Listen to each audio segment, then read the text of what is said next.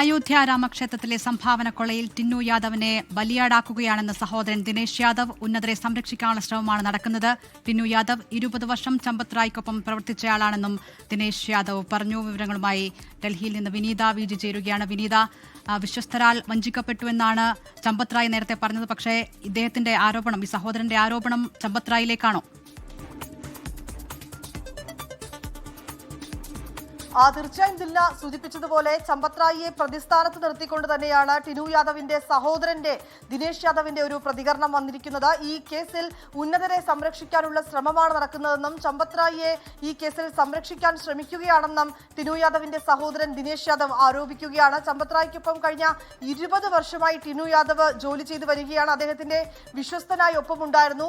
അദ്ദേഹം ടിനു യാദവ് ഒരിക്കലും ഇത്തരത്തിലേക്കൊരു കളവ് നടത്തുകയോ അല്ലെങ്കിൽ ഇത്തരത്തിലേക്കൊരു ക്രമക്കേട് നടത്തുകയോ ചെയ്യില്ല എന്നാണ് പറയുന്നത്. കള്ളക്കേസിൽ തന്റെ സഹോദരനെ കുടുക്കിയെന്നും ടിനു യാദവിന്റെ സഹോദരൻ ദിനേശ് യാദവ് പറയുന്നുണ്ട്.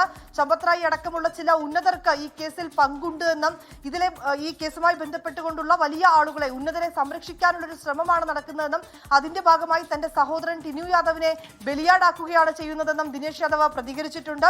ഒപ്പം തന്നെ തന്റെ സഹോദരന് വേണ്ടി ഒരു അഭിഭാഷകൻ പോലും കോടതിയിൽ ഹാജരാകാൻ തയ്യാറാകുന്നില്ല എന്നും ടിനു യാദവിന്റെ സഹോദരൻ പറയുകയാണ്. ഇതിലൊരു മാറ്റം ഉണ്ടാകണം. ആരെങ്കിലും തന്റെ സഹോദരന് വേണ്ടി കോടതിയിൽ ഹാജരാകാൻ തയ്യാറാകണമെന്നും ഇതൊരു കള്ളക്കേസാണെന്നും അതിൽ തന്റെ സഹോദരനെ ബലിയാടാക്കുകയാണ് അന്വേഷണ സംഘം ചെയ്യുന്നതെന്നുമാണ് ടിനു യാദവിന്റെ സഹോദരൻ ദിനേശ് യാദവിന്റെ പ്രതികരണം.